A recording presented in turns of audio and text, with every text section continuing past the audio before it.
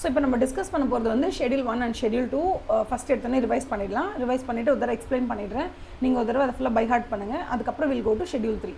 So schedule 1 and 2 as we have discussed, இது எல்லாமே வந்து கரண்ட் அக்கௌண்ட் ட்ரான்சாக்ஷன்ஸோட ஃபஸ்ட்டு 3 ஷெடியூல் தான் நம்ம பார்க்குறோம். அதுக்கப்புறம் தான் கேபிட்டல் அக்கௌண்ட் ட்ரான்சாக்ஷன்ஸினுடைய ஷெடியூலை நம்ம பார்ப்போம். இது ரெண்டுமே ஷெடியூலில் என்ன சொல்கிறாங்க அப்படின்னு கேட்டிங்கன்னா, these schedules tells you current account transactions generally allowed. எதுவுமே வந்து ஓவரால் வந்து ப்ரொஹிபிஷன்லாம் எதுவும் கிடையாது. ஜென்ரலி இட் இஸ் அலவுடு தான். பட் ஸ்டில் என்ன பண்ணுறாங்க அப்படின்னா, ஒரு சில சென்சிபிளான ரொம்ப சென்சிட்டிவான ஏரியாஸ் எல்லாம் இருக்குது. அந்த ஏரியாவை சிலர்லாம் வந்து என்ன பண்ணிடுவாங்க, கம்ப்ளீட்டாக ப்ரொஹிபிட் பண்ணிடுறாங்க. இப்போ ஜென்ரலாக எல்லாமே அலவுட்னா கூட இதெல்லாம் நான் ப்ரொஹிபிட் பண்ணிடுறேன், இதெல்லாம் யாருமே செய்யவே கூடாது அப்படின்னு சொல்லிடுவாங்க. அடுத்த ஷெடியூல் வந்து என்ன சொல்கிறாங்கன்னா, அலவுடு பட் தென் நீங்களாம் ஆட்டோமேட்டிக்காக நீங்களாம் உங்கள் இஷ்டத்துக்கு பண்ணாதீங்க, தயவு செஞ்சு இதெல்லாம் பண்ணுறதா இருந்தால் எங்ககிட்ட பெர்மிஷன் வாங்கிட்டு பண்ணுங்க அப்படின்னு சொல்கிறாங்க. அதுக்கப்புறம் ஷெடியூல் 3 பார்க்க போகிறோம். சரியா? ஸோ ஃபர்ஸ்ட் வந்து ஃபாரின் எக்ஸ்சேஞ்ச் மேனேஜ்மெண்ட் ஃபெமா, அதில் இருக்கக்கூடிய கீ ட்ரான்சாக்ஷன்ஸை ரெண்டாக பிரிக்கிறோம். ஒன்று வந்து என்ன அப்படின்னு பார்த்தீங்கன்னா கரண்ட் அக்கௌண்ட் ட்ரான்சாக்ஷன்ஸ், இன்னொன்று வந்து கேபிட்டல் அக்கௌண்ட் ட்ரான்சாக்ஷன்ஸ். ஓகேவா? So current account transactions and capital account transactions. Capital account transactions அப்படிங்கிறது வந்து என்ன அப்படின்னா, நம்மளோட அசெட்ஸ் அண்ட் லைபிலிட்டிஸில் ஏதாவது மாற்றங்கள் இருக்கும்போது that is to be termed as capital account transactions. இல்லை அதெல்லாம் எதுவுமே இல்லை, there is no change in the assets and liabilities அப்படின்னா அது யூஸ்வலி கரண்ட் அக்கௌண்ட் ட்ரான்சாக்ஷன்ஸ்னு பாவிக்கப்படுது. ஸோ நான் number 1 we talk about schedule number 1 which is a directa, it is a prohibition, completely prohibited. நீங்கள் வந்து இதை at any cost you can't do these transactions. இந்த transactions நாங்கள் முற்றிலும் we are trying to prohibit அப்படின்னு சொல்கிறாங்க. ஓகேவா? Fema says that நீங்கள் current account transactions is generally allowed, but these transactions, these 8 transactions are prohibited. You can't do it under any scenario, you can't do it. It is not at all permitted. It is not permitted, it is actually prohibited அப்படி சொல்கிறாங்க. So what are these 8 transactions அப்படி கேட்குறாங்க. Number 1, if you are trying to, எப்போதுமே ஞாபகம் வச்சுக்கோங்க, ப்ரொஹிபிஷன்ஸ் எல்லாமே எங்கே வரும் அப்படின்னு கேட்டிங்கன்னா, இந்தியன் ரூபாயை டாலரை மாற்றி நம்ம வந்து இங்கேருந்து அங்கே அனுப்புகிறோம் அப்படின்னும் போது மட்டும் தான் அந்த ப்ரொஹிபிஷன்ஸ் எல்லாம் வருமே தவிர, வெளிநாட்டிலேருந்து யாராவது உங்களுக்கு பல்காக பணம் அனுப்புகிறாங்கன்னா சந்தோஷமாக நம்ம வாங்கிப்போம். பிகாஸ் ஹியர் அந்த வெளிநாட்டிலேருந்து நம்ம இங்கே அனுப்பும்போது we are only earning lot of foreign exchange money அப்படின்னும் போது அவங்க கொண்டு டாலரை நல்லா கொடுத்துட்டு அது ருப்பியை மாதிரி இந்தியாவில் இருக்கவங்களுக்கு கொடுக்குறாங்க. So there is no problem, we getting more and more of dollars, more and more of pound, more and more of euro, more and more of so many things. That's good. அதில் ப்ராப்ளமே கிடையாது. எதில் problem இருக்கும் அப்படின்னு கேட்டிங்கன்னா, the problem will be there when people in India, people resident in India, they take the Indian rupee, convert that into dollars. So what will happen? You keep on demanding for dollar, rupee, I mean like dollar, yuan, அதுக்கப்புறம் வந்து என்ன அப்படி இல்லைனா pound, euro, Frank, இதுக்கு எல்லாத்துக்கும் நீங்கள் டிமாண்டை increase பண்ணி விட்டுட்டு இந்தியன் ரூபாயை நல்ல இஷ்டத்துக்கு கொண்டு போய் எனக்கு இந்தியன் ரூபாய் வேணாங்க, டாலர் கொடுங்க, பவுண்டு கொடுங்க, இதை கொடுங்க, அதை கொடுங்க எல்லாத்தையும் வாங்கி நீங்கள் வெளிநாட்டில் இருக்கவங்க எல்லாருக்கும் பே பண்ணணும்னு நினச்சிங்கன்னா that is going to make India more feeble and weak.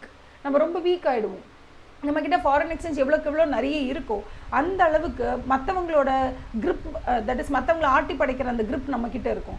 மற்றவங்களோட கரன்சி நம்மக்கிட்ட நிறைய இல்லை அப்படின்னு சொல்லும்பொழுது நம்ம தான் நம்மளோட ருப்பியை அதிகமாக கொடுத்து அவங்களோட கரன்சியை வாங்கணும்னு சொல்லும்போது ஆப்வியஸ்லி என்ன மாதிரி ஒரு சுச்சுவேஷனில் நம்ம தள்ளப்படுவோம் அப்படின்னா will be very feeble and will be very weak. ஃபீபிளும் வீக்கும் ஒன்றா சேர்ந்து ஃபீக்குன்ட்டேன். ஓகே, ஸோ ரொம்ப ஃபீபிளாக, ரொம்ப ஃப்ரெஜைலாக, ரொம்ப வீக்காகிடும் இந்தியன் எக்கானமி. அதனால் இந்த 8 டிரான்சாக்ஷன்ஸ் அவங்க கொடுக்குறாங்களே ப்ரொஹிபிட்டட் அப்படின்னு சொல்லி, இந்த 8 டிரான்சாக்ஷனுமே இங்கேருந்து அங்கே பணம் அனுப்பக்கூடாது அப்படின்னு தான் சொல்கிறாங்க. அதனால தான் சொல்கிறாங்க பாருங்களேன். Number 1, remittance. எல்லாமே ரெமிட்டன்ஸ் தான், எதுவுமே அங்கேருந்து வரதை தடுக்கணும்னு அவங்க சொல்லவே இல்லை. எவ்வளோ வந்தாலும் சரி, கரண்ட் அக்கௌண்ட் டிரான்சாக்ஷன்ஸில் வெளிநாட்டில் லாட்ரி பணம் யாரோ வின் பண்ணுறாங்க, அதை இங்கே அனுப்பணும்னு சொல்கிறாங்க. அப்போ அதை கொடுக்கலாமா? இந்தியாவுக்கு தாராளமாக கொடுக்கலாம். The control or the prohibition is only on the money that you send from India to outside India. So இதில் சொல்லியிருக்கிற அந்த 8 ரீசனை வச்சும் வெளிநாட்டிலேருந்து உள்நாட்டுக்கு பணம் வருதுன்னா we are very happy. The prohibition is only when you have a lottery winnings in India. ஓகேவா? You have a lottery winnings in India and then you want to send the lottery winnings abroad. So remittances of lottery winnings abroad, இங்கேருந்து பணத்தை வெளிநாட்டுக்கு அனுப்புறீங்க அப்படின்னா it is prohibited. ரெண்டாவது, remittances of income from racing, riding or hobbies, அதெல்லாம் ஏதாவது பண்ணுறீங்க அப்படின்னா it is prohibited. அப்போ இந்த இடத்துல வந்து ஏதோ ரேசிங்கோ இல்லை ரைடிங்கோ gambling or something like that, அந்த மாதிரி ஹாபியில் ஏதாவது இன்வால்வ் ஆகி அதில் வரக்கூடிய இன்கம்மை நீங்கள் வெளிநாட்டுக்கு அனுப்பணும்னா it is prohibited அப்படி சொல்கிறாங்க. prohibited is not even permission வாங்கிட்டு அனுப்புங்களே, it is prohibited. அடுத்தது, remittances for purchases of இங்கேருந்து நீங்கள் பணம் அனுப்புறீங்க. See, சில பேர் என்ன தெரியுமா பண்ணுவாங்க, they'll say that நாங்கள் லாட்ரி வின்னிங்ஸ் இங்கேருந்து பணத்தை எடுத்து இதை these two things are talking about the sources. அதாவது லாட்ரி நீங்கள் வின் பண்ணுறீங்க, அதில் வர பணத்தை வெளிநாட்டுக்கு அனுப்பக்கூடாது. ரெண்டாவது, நீங்கள் racing, gambling or riding or something like that, அந்த மாதிரி ஹாபி, அதுலேருந்து இன்கம் வருதுன்னா அந்த சோர்ஸ்லேருந்து வரக்கூடிய பணத்தை வெளிநாட்டுக்கு அனுப்பக்கூடாது. So these two talks about the source of your income. இந்த சோர்ஸ்லேருந்து இன்கம் வந்துச்சு அப்படின்னு சொன்னால் அது எந்த காரணத்தை முன்னிட்டு வெளிநாட்டுக்கு அனுப்பக்கூடாது. Even your child is studying abroad and you have to pay educational fees, you can't take the money that you have என்ன சொல்கிறது, ஒரு லாட்ரி வின்னிங்ஸ்லேருந்து வந்தக்கூடிய பணத்தை எடுத்து நீ வெளிநாட்டுக்கு எந்த காரணத்துக்காகவும் அனுப்பக்கூடாது. So the first two reasons talks about the source of income. If your source of income is from riding, racing or any other hobbies or lottery winnings, you can't send that money abroad for whatever reasons. It might be a legitimate reason that you want to send your money to the abroad, and in the abroad you want your son to get educated. So for that education you want to pay the fee for the university, and for the payment to university you can't send the money that you have earned by lottery winnings. That's very clear. It's not about the purpose, it's about the source of income. If the source of income is through these two things, you are not allowed to send. Third reason என்ன சொல்றாங்க, if you want to send money that you have hard earned money, okay, you are teaching, you are earning money, okay, you're running a business, you're running a hotel, you're running a restaurant, you're making money, can you send this money abroad? Of course you can send, but you can't send for these four reasons. You are sending the money to your son to buy a lottery ticket there, you're sending the money to buy a banned magazine in USA, you're sending the money to your son or daughter who's in USA to buy football pools or auctions or for sweepstake என்ன தெரியுமா, அது sir சும்மா நீங்கள் வந்து என்னென்னா scooty price தரோம். சரவணா ஸ்டோர்ஸ்க்கு யாரெல்லாம் வந்து பர்ச்சேஸ் பண்ண வரீங்களோ அவங்க எல்லோரும் உங்களோட நேம், அட்ரஸ், ஃபோன் நம்பர்லாம் சும்மா எழுதி குலுக்கல் முறையில் போடுவோம். நீங்கள் அந்த ஃபார்ம் ஃபில்அப் பண்ணி போட்டுட்டிங்கன்னு சொன்னால் ஒரு மாதத்தோட எண்டில் என்டையர் ஃபார்ம்ஸையும் குலுக்கல் முறையில் ரேண்டமாக செலக்ட் பண்ணி ஒருத்தரை சூஸ் பண்ணுவோம். இந்த ஒருத்தரை சூஸ் பண்ணும்போது அவங்களுக்கு ஸ்கூட்டி பரிசாக வழங்கப்படும் அப்படி சொல்கிறாங்க. இதில் வந்து ஸ்வீப்ஸ்டேக், where you don't invest anything, where you don't put in your hard work, you just give out your name and then if you are selected you get a prize. So for those purposes you should not send money from India. Why? Because those accordingly it will become a gambling, right? So because you don't put in anything, so அந்த மாதிரி ஏதாவது ஸ்வீப்ஸ்டேக்ஸ் இருக்குன்னா அந்த ஸ்வீப்ஸ்டேக்ஸில் ஏதாவது invest பண்ணுறதுக்கு சொல்கிறதுக்கு, if you are giving away the money that you have hard earned in India, இந்தியாவில் நீ கஷ்டப்பட்டு சம்பாரிச்ச படத்தை வெளிநாட்டில் இருக்கிற ஒரு உங்களோட பையன் அங்கே லாட்ரி டிக்கெட் வாங்குறதுக்காகவோ, மேகசின்ஸ், பேண்ட் மேகசின்ஸை வாங்குறதுக்காகவோ, இல்லை ஃபுட்பால் பூல்ஸ் அது வாங்குறதுக்காகவோ, இல்லை ஸ்வீப்ஸ்டேக்ஸ் வாங்குறதுக்காகவோ நீங்கள் அமிச்சிங்க அப்படின்னு சொன்னால் it is not allowed, it is prohibited. இந்த இடத்துல நீ கஷ்டப்பட்டு சம்பாரித்த பணமாக இருந்தால் கூட நீ அனுப்பக்கூடாது. ஏன்னா இந்த பர்பஸ்க்காகலாம் அவங்க அங்கே யூஸ் பண்ண போகிறாங்கன்னா you should not send it அப்படின்னு சொல்கிறாங்க. மோஸ்ட் ஆஃப் த டைம் நம்ம இங்கேருந்து பணம் அனுப்பும்போது நம்ம யூனிவர்சிட்டி ஃபீஸ்க்கு, அங்கே வாழ்வாதாரத்துக்கு, அங்கே லிவிங் எக்ஸ்பென்சஸ்க்குன்னு சொல்லி அனுப்பிச்சிடுவோம். அங்கே அவங்க அதை வச்சு என்ன பண்ணுறாங்கன்னு யாருக்கு தெரியும். So you can't have like 100% control over these things. அடுத்தது ஃபோர்த் என்ன சொல்கிறாங்க பாருங்கள், you can't remit money for commission on exports for equity investment in joint in ventures wholly owned subsidiaries abroad. நான் வந்து இது வந்து ஆக்சுவலி உங்களுக்கு எக்ஸ்பிளைன் பண்ணணும்னு நினைக்கிறேன். பிகாஸ் இந்த last class I told you first get yourself என்ன சொல்கிறது, get yourself more familiarized to these words அப்படின்னு நான் சொன்னேன். இன்றைக்கி நான் வந்து உங்களுக்கு எக்ஸ்பிளைன் பண்ண போகிறேன் வாட் இஸ் திஸ் மீன் அப்படிங்கிறது. ஸோ என்ன அப்படின்னா, இந்தியாவில் இருக்கவங்க வெளிநாட்டில் சப்சிடரி ஆரம்பிப்பாங்க, இல்லை இந்தியாவில் இருக்கவங்க வெளிநாட்டில் இருக்கிற ஒரு கம்பெனியில் மோர் தேன் 51% இன்வெஸ்ட் பண்ணி எப்படியாவது நம்ம வந்து நமக்கு அதை சப்சிடரி ஆக்கிடணும்னு நினைப்பாங்க. இமேஜின் திஸ் சிச்சுவேஷன் வேர் யூஎஸ்ஏல ஏதோ ஒரு கம்பெனி இருக்குது, அந்த கம்பெனியோட டோட்டல் இன்வெஸ்ட்மெண்ட்ஸ் வந்து $100, சும்மா இமேஜினேஷன், ஆர் $100,000 whatever. நீங்கள் ஒரு $51,000 இன்வெஸ்ட் பண்ணிட்டீங்க அப்படின்னு சொன்னாக்க ஆட்டோமேட்டிக்காக அந்த கம்பெனி உங்களுக்கு சப்சிடரி ஆகிடுவாங்க. So you actually want that company to become your subsidiary, that company to become your joint venture, that company to become your associate, whatever. You want to control that company, you want to own that company, something you want to do about it. If you really want to do that, okay, you have lot of other ways, but you can't say that நான் இங்கேருந்து வெளிநாட்டுக்கு ப்ராடக்டை அனுப்பி வச்சுருக்கேன், அந்த எக்ஸ்போர்ட்டை நான் வெளிநாட்டுக்கு அனுப்புறதுக்கு I have to pay commission. So நான் வெளிநாட்டுக்கு அனுப்புகிறேன்னா எனக்கு யாராவது அந்த இடத்துல வாங்குறதுக்கு யாராவது ஆள் இருக்கணும், இல்லை யூஎஸ்ஏல எனக்கு யாராவது பையர் இருந்தால் தான் இங்கே நான் எக்ஸ்போர்ட் பண்ண முடியும். எனக்கு அந்த பையரை பிடிச்சி கொடுத்ததே யாருன்னா இந்த பார்ட்டி தான். இந்த பார்ட்டிக்கு நான் என்ன பண்ணணும், கமிஷன் பே பண்ணணும். ஸோ கமிஷன் பே பண்ணணும் அப்படின்னா if you want to pay commission to a person who got you some buyer, because அதில் பையர் இருந்ததுனால தான் நம்ம இங்கேருந்து என்ன பண்ணோம், ஒரு 100 ப்ராடக்ட் அமுச்சு வச்சோம். ஸோ அந்த 100 ப்ராடக்ட்டோட வேல்யூ வந்து ஒரு ப்ராடக்ட்டோட வேல்யூ $1,000 வச்சுக்கோங்க. So 100 ப்ராடக்ட்டோட value $100,000.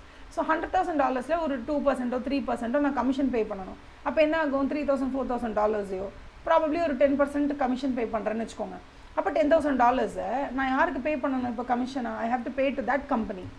இப்போ அந்த கம்பெனிக்கு நான் $10,000 எக்ஸ்போர்ட் கமிஷனாக பே பண்ணலாமா? எனக்கு ஒரு பையரை பிடிச்சி கொடுத்தீங்க யூஎஸ்ஏல, நீங்கள் பையர் பிடிச்சி கொடுத்ததுனால தான் நான் என்னால் அங்கே அனுப்ப முடிஞ்சுது. So I'll pay you commission for 10% 20%. ஏதாவது ஒரு கமிஷனை நீங்கள் அந்த உங்களோட ஜாயிண்ட் வெஞ்சருக்கோ உங்களோட சப்சிடரிக்கோ இல்லை உங்களோட அந்த வாட்எவர் நீங்கள் அந்த இடத்துல வந்து you want to become the controller of that company.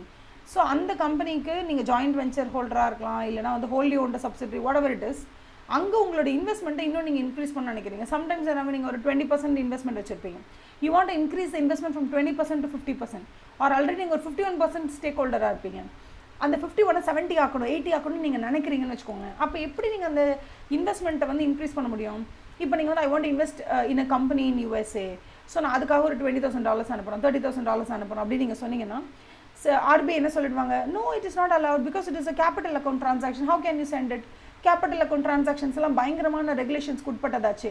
நீ இந்த $30,000 ஈஸியாக வந்து இங்கேருந்து ரூபாயை $30,000 மாற்றி அந்த $30,000 கொண்டு போய் இந்த கம்பெனியில் இன்வெஸ்ட் பண்ணுறேன்னு சொல்கிறேன். அப்போ Indian investing or person resident in India investing in a company outside of India, okay, it is a capital account transaction. How can you disguise that as a current account transaction? அப்படின்னு கேள்வி கேட்பாங்களா மாட்டாங்களா?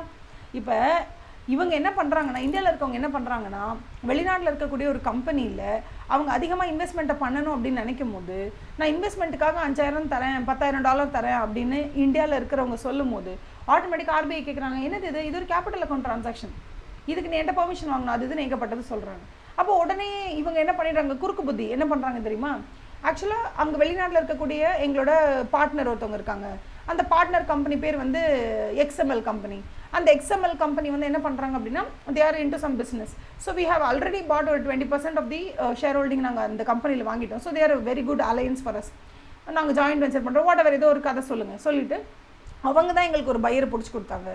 So அவங்க தான் எங்களுக்கு இந்த பையரை பிடிச்சி கொடுத்தாங்க. அந்த பையர் வந்து எங்களுக்கு கிடச்சதுனால தான் $100,000 எங்களால் எக்ஸ்போர்ட் பண்ண முடிஞ்சுது. ஸோ நாங்கள் ஒரு 10% ஆஃப் த கமிஷனை இந்த பார்ட்டிக்கு பே பண்ணணும்னு நினைக்கிறோம். Who are you to pay 10% of the commission of $100,000 which is $10,000 to a person outside of India? எப்படி நீங்கள் பே பண்ணுவீங்க? அதுவும் எதுக்காக நீங்கள் பே பண்ணி, நீங்கள் கமிஷன் மாதிரி பே பண்ணி என்ன ட்ரை பண்ணுறீங்கன்னா, it's not even actually commission. நீங்கள் $10,000 $20,000 கமிஷனாக பே பண்ணுறேன் அப்படிங்கிற பேரில் அந்த $10,000 அவங்க கிட்ட கொடுத்துட்டு இது என்னோட இன்வெஸ்ட்மெண்ட்டாக வச்சுக்கோ அப்படின்னு சொல்லி அது இன்வெஸ்ட்மெண்ட்டாக மாற்ற ட்ரை பண்ணுறீங்க. So actually a person resident in India trying to buy a stakeholding from a company outside of India is actually capital account transaction. அது கரண்ட் அக்கௌண்ட் ட்ரான்சாக்ஷன் ஃபார்மெட்டில் கொண்டு வந்து நான் உங்களுக்கு கமிஷன் கொடுக்குறேன் அப்படி இப்படின்னு சொல்லி அவங்க வந்து எஸ்கேப் பார்க்குறாங்க. அப்போது கவர்மெண்ட் என்ன சொல்லுது, no you can't okay provide commission on exports for equity இன்வெஸ்ட்மெண்ட்டுக்கோ, ஜாயிண்ட் வெஞ்சர்ஸ் வந்து எக்விட்டி இன்வெஸ்ட்மெண்ட்டுக்கோ இல்லை வந்து ஹோல்டி ஓன்டு சப்சிடரிஸ்க்கோ, ஓகேவா, அப்ராடில் இருக்கவங்களுக்கு நீ தாராளமாக என்ன பண்ண முடியாது, உன்னால் கமிஷன் அனுப்ப முடியாது அப்படி சொல்கிறாங்க. ஓகே, ஃபுல்லி ஓன்டு சப்சிடரிஸ்க்கோ இல்லை ஜாயிண்ட் வெஞ்சர்ஸ்க்கோ இன்னும் கொஞ்சம் எக்விட்டி இன்வெஸ்ட்மெண்ட் பர்பஸ்க்காக அவங்கக்கிட்ட நீ இன்னும் கொஞ்சம் எக்விட்டி இன்வெஸ்ட் பண்ணணுன்ற பர்பஸ்க்காக இங்கேருந்து நீ கமிஷனை அனுப்ப முடியாது. Commission on exports for equity investment in joint ventures or for equity investment or wholly owned subsidiaries abroad நீங்கள் பண்ணக்கூடாது அப்படி சொல்கிறாங்க. மேம் அவன் ஆல்ரெடி ஹோல்டி ஓன்டு சப்சிடரி ஆச்சு, அவனுக்கு நான் கமிஷன் கொடுத்தா இப்போ என்ன பிரச்சனை? அவனோட என்டையர் கேபிட்டல் இன்வெஸ்ட்மெண்ட்டு நான் தானே இருக்கட்டும், அவனோட என்டையர் கேபிட்டல் இன்வெஸ்ட்மெண்ட்டும் நீ தான். அவனுக்கு அடிஷனல் கேபிட்டல் இன்வெஸ்ட்மெண்ட் தேவைப்படலாம், அவனுக்கு அடிஷனலாக இப்போ $20,000 தேவைப்படலாம், அதான் அவங்ககிட்ட கேட்டிருப்பாங்க. Okay no problem, I will bring in the additional injection of capital அப்படி சொல்லிட்டு நீங்கள் கமிஷன் ஃபார்முலா அவனுக்கு $10,000 $20,000 அனுப்புறீங்க அப்படின்னு சொன்னால் பார்த்து கொண்டு உட்கார்ந்துருக்க நாங்கள் ஒன்றும் குழந்தைகள் இல்லை, எங்களுக்கும் தெரியும் நீங்கள் என்ன பண்ணுறீங்க அப்படின்னு சொல்லி ஃபெமா என்ன சொல்லிடுச்சு, கம்ப்ளீட் ப்ரொஹிபிஷன் அப்படி சொல்லிடுச்சு. இங்கேருந்து உங்களுக்கு அங்கே ஜாயிண்ட் வெஞ்சர் இருந்தாலும் இல்லைனாலும் இல்லை நீங்கள் அங்கே புதுசாக ஒரு சப்சிடரியை பார்த்து அங்கே இன்வெஸ்ட்மெண்ட் பண்ணுறதுக்காக நீங்கள் இந்த மாதிரி எக்ஸ்போர்ட் கமிஷன் அப்படிங்கிற பேரில் இங்கேருந்து பணத்தை அமிச்சு அங்கே இன்வெஸ்ட் பண்ணலான்னு பார்த்தீங்களோ காலி பண்ணிவிடுவோம் அப்படி சொல்கிறாங்க. இட் இஸ் ப்ரொஹிபிட்டட் அப்படி சொல்கிறாங்க. So this is one thing. அடுத்து என்ன சொல்கிறாங்கன்னா, remittances of dividend by companies where dividend balancing requirement applies. ஓகேவா, அதே மாதிரி டிவிடெண்ட் பேலன்சிங் சொல்லும்போது என்ன சொல்லிடுவாங்கன்னா, there are companies where இந்தியாவில் வந்து எஃப்டிஐ எல்லாம் இவ்வளோ தூரம் அலோவ் பண்ணுறாங்க. எல்பிஜி வந்து தட் இஸ் எல்பிஜினா liberalisation, privatisation and globalisation. So அந்த டைமில் என்ன பண்ணிட்டாங்க அப்படின்னா எஃப்டிஐ எல்லாமே இங்கே அலௌடு, எல்லாம் ஓகே. பட் என்ன, இங்கே இருக்கிற ப்ராஃபிட்டை நீங்கள் வெளியில் கொண்டு போகக்கூடாது. இங்கே இருக்கிற ப்ராஃபிட்டை நீங்கள் இங்கே தான் வச்சு யூஸ் பண்ணணும். ஒரு பர்டிகுலர் பர்சன்டேஜ் தான் வெளில எடுத்துகிட்டு போக முடியும், அதுக்கு மேலே எடுத்துகிட்டு போக முடியாது அப்படின்லாம் சொன்னாங்க. ஓகேவா? ஸோ அந்த மாதிரியான கேட்டகரியில் வரக்கூடிய ஒரு கம்பெனிலேருந்து நீங்கள் டிவிடெண்டை இந்தியன் ருப்பீஸில் மட்டும் தான் இங்கே இஷ்யூ பண்ணுமே தவிர அது வந்து நீங்கள் டாலரில் மாற்றி வெளிநாட்டுக்கு அனுப்புகிறேன் அப்படின்னு சொல்லி அனுப்பக்கூடாது அப்படி சொல்லிட்டாங்க. அதே மாதிரி எக்ஸ்போர்ட் கமிஷன் அண்டர் ருப்பியோட ஸ்டேட் கிரெடிட் ரூட், அதாவது மேலே சொன்னாங்கல்ல, நீங்கள் வெளிநாட்டில் இருக்கிறவங்களுக்கு நீங்கள் எக்ஸ்போர்ட் கமிஷன் அனுப்பணும்னா இட் இஸ் டோட்லி ப்ராஹிபிட்டட்னு சொல்கிறாங்களே. டீக்கும் டொபாக்கோக்கும் மட்டும் 10% அப்ளிகபிள் சொல்கிறாங்க. இதே எக்ஸ்போர்ட் கமிஷன் தான், வேறு ஒன்றும் கிடையாது. இதே export commission under rupee state credit ரூட்டில் நீங்கள் பண்ணும்போது 10% மட்டும், அப் டு 10% அவைலபிள். டீயவோ இல்லை டொபாக்கோவோ நீங்கள் வந்து எக்ஸ்போர்ட் பண்ணணும் அப்படின்னு சொல்லும்போது அதில் எக்ஸ்போர்ட் கமிஷன் நீங்கள் பே பண்ணணும் அப்படின்னா அந்த பக்கம் யார் உங்களுக்கு வந்து அந்த பையரை பிடிச்சி கொடுக்குறாங்களோ அவங்களுக்கு அப் டு 10% வரைக்கும் நீங்கள் இன்வாய்ஸ் ப்ரைஸில் நீங்கள் கொடுக்கலாம் அப்படின்னு சொல்கிறாங்க. ஓகேவா? Next callback services. நான் சொன்ன மாதிரி கால்பேக் சர்வீசஸ் வந்து ரொம்ப பழைய காலத்து மெத்தட். ஏன் ரொம்ப பழைய காலத்து மெத்தட்னா, அப்போல்லாம் எப்படி இருக்கும்னா, இந்தியாவில் வந்து இப்போ இந்தியாவிலேருந்து நீங்கள் யூஎஸ்ஏக்கு கால் பண்ணுறீங்க அப்படின்னா ஒரு 1000 ருபீஸ் செலவாகுதுன்னு வச்சுக்கோங்களேன். யூஎஸ்ஏலேருந்து இந்தியாவுக்கு கால் பண்ணாங்கன்னா 600 ருபீஸ் தான் செலவாகும். இப்போ நீங்கள் என்ன பண்ணுவீங்கன்னா, இங்கேருந்து யூஎஸ்ஏக்கு கால் பண்ணணும்னா இங்கேருந்து கால் பண்ணால் 1000 ரூபாய் செலவு, அங்கேருந்து பண்ணால் 600 தானே செலவு. So what you will do is, இங்கேருந்து ஒரு மிஸ்டு கால் கொடுத்து வச்சுருவீங்க. கொடுத்து வச்ச உடனே ஊரில் இருக்க அந்த ஏஜென்ட் என்ன பண்ணுவாங்க அப்படின்னா அங்கேருந்து உங்களுக்கு கால் பண்ணுவாங்க, நீங்கள் பேசிடுவீங்க. பேசிட்டு 1000 ருபீஸ்க்கு பதிலாக 600 ஸ்பெண்ட் பண்ணால் போதும். ஸோ இதை வந்து ஒரு பிஸ்னஸாக வச்சுட்டு இருந்தாங்க முன்னாடி. அப்போ இந்தியன் கவர்மெண்ட் என்ன சொல்லிடுது, ஏன்னா கஷ்டப்பட்டு இந்தியாவில் இருக்கக்கூடிய டெலிஃபோன் ஆப்ரேட்டர்ஸ் எல்லாரும் லைசன்ஸ் பே பண்ணி, ஸ்பெக்ட்ரம்க்கு பே பண்ணி, அதை பே பண்ணி, இதை பே பண்ணி எல்லாரும் லைசன்ஸ் எல்லாம் எடுத்து வச்சுருந்தா நீங்கள் இங்கேருந்து கால் பண்ணி பேசாமல் இங்கேருந்து சும்மா மிஸ்டு கால் கொடுத்து அங்கேருந்து கால் பேக் பண்ண சொல்கிறீங்க. இதெல்லாம் not allowed, prohibited. So call back சர்வீசஸ்க்காக நீங்கள் ஏதாவது பே பண்ணுறீங்க டு தி எக்ஸ்டர்னல் இதுனா இட் இஸ் டோட்டலி ப்ரொஹிபிட்டட், நீங்கள் பண்ண முடியாதுன்னு சொல்கிறாங்க. இப்போலாம் கால் பேக் சர்வீசஸ்க்கு it is not at all relevant. இப்போலாம் வாட்ஸ்அப்பில் ஃப்ரீ கால் பண்ண முடியுது. So it's not at all relevant. அதுக்கடுத்தது remittances of interest income, okay, on the fund in non resident special rupee account. இது எப்போவுமே எப்படின்னா, நான் ரெசிடென்ட் இப்போ கத்தார் பைரன் அங்கங்கே எல்லாம் ஒர்க் பண்ணுறாங்களே, அங்கே ஒர்க் பண்ணுறவங்க என்ன பண்ணுவாங்கன்னா அவங்களோட திரம்ஸையோ இல்லை ரியாலையோ இல்லை தினாரையோ என்ன பண்ணுவாங்க அப்படின்னா ருப்பியாக மாற்றி நம்மக்கிட்ட வந்து ஸ்பெஷல் ருப்பி அக்கௌண்ட்டுன்னு ஒன்று வச்சுருப்பாங்க. ஓகேவா? அப்போ அந்த மாதிரி அவங்களோட ஃபாரின் எக்ஸ்சேஞ்சை வெளிநாட்டு பேங்க்கில் அவங்க மெயின்டைன் பண்ணாமல் இந்தியன் பேங்க்கில் அவங்களோட ஃபாரின் எக்ஸ்சேஞ்சை மெயின்டைன் பண்ணும்போது நம்ம என்ன பண்ணுவோம், சாதாரணமாக இந்தியன் ருப்பியில் அக்கௌண்ட் மெயின்டைன் பண்ணுறவங்களுக்கு கொடுக்குற இன்ட்ரெஸ்ட்டோட கொஞ்சம் அவங்களுக்கு அதிகமாக இன்ட்ரெஸ்ட் கொடுத்து எப்படியாவது இந்த ஃபாரின் எக்ஸ்சேஞ்சை நம்ம கொஞ்சம் ஹோல்ட் ஆன் பண்ணிக்கணும் நம்ம ட்ரை பண்ணோம்.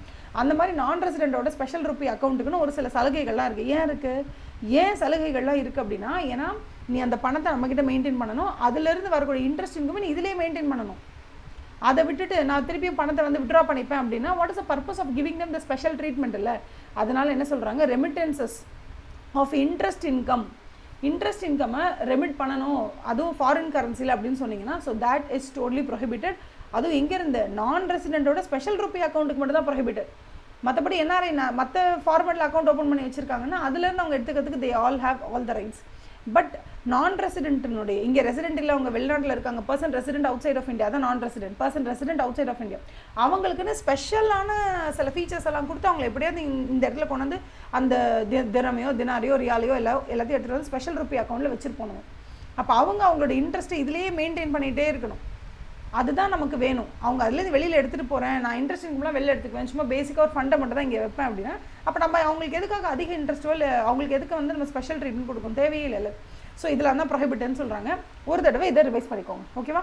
ஸோ இது எல்லாத்தையும் ஒரு தடவை படிச்சுக்கோங்க. பிகாஸ் மெயின் எக்ஸாமில் ஏதாவது ஒரு கொஸ்டின் கொடுக்குறாங்க அப்படின்னா you should be able to pin point அது ப்ரொஹிபிட்டட் லிஸ்ட்டில் வருதா இல்லைனா வந்து என்ன லிஸ்ட்டில் வருதுன்றது உங்களுக்கு தெளிவாக தெரியணும். அதனால் ப்ளீஸ் ஒரு டேக் சம் 3 minutes அண்ட் ஃபுல்லாக பக்காவாக இது வந்து ரிவைஸ் பண்ணிக்கோங்க. ஓகேவா?